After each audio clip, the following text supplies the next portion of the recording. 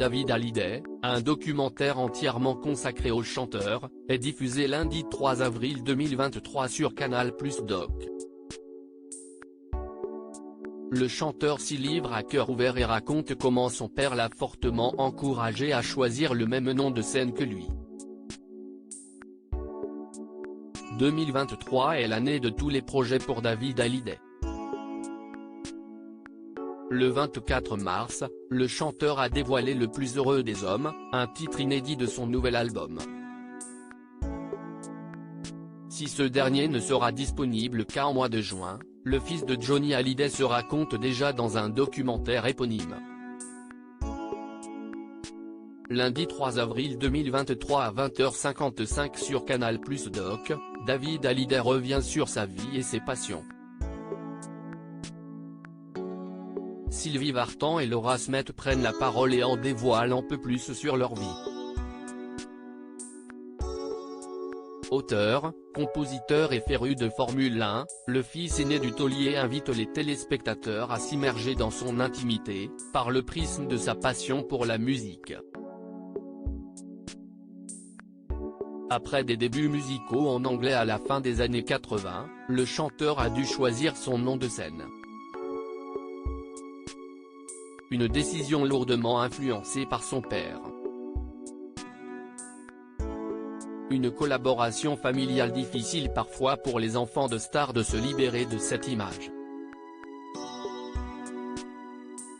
Pourtant, avant d'être le fils aîné de Johnny, David Hallyday est un artiste à part entière.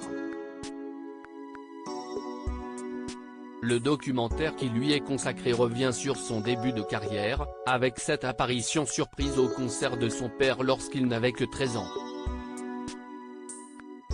Mais aussi sur ses premiers tubes au Japon et ses premières rencontres avec la célébrité. Mais si est-il en composant pour le rocker qu'il connaît la consécration. Entre la fin des années 80 et le début des années 90, il écrit des chansons pour Johnny Hallyday et pose son empreinte sur l'album 100%, ainsi que sur la chanson du même nom.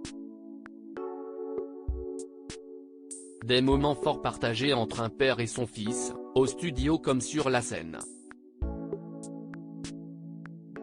Si bien que lorsque David Smet, de son nom de naissance, a voulu choisir son nom de scène, son père avait un avis bien tranché sur la question.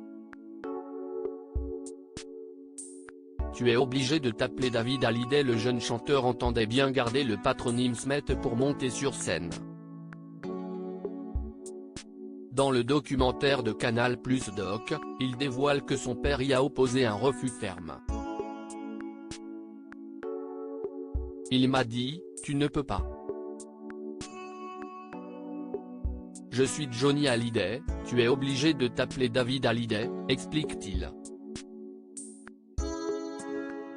Il faut dire que ce nom d'emprunt, l'interprète d'Allumer le feu le portait depuis la fin des années 50. Comme le rappelle BFM TV en décembre 2017, lors de sa première apparition télévisée, le 30 décembre 1959, il a 17 ans et se fait déjà appeler Johnny Hallyday. Lynn Renaud le présente alors comme son filleul et explique que son nom de famille n'est autre que celui de son père. Le père est américain, la maman est française, assure-t-elle. Une histoire inventée de toutes pièces.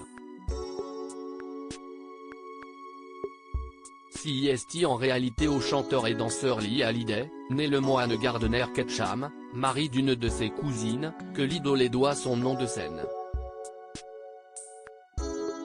Si est lui qui le surnommera Johnny et qui, en devenant son père de cœur, lui donnera envie d'adopter ce pseudo qui va traverser bien des générations.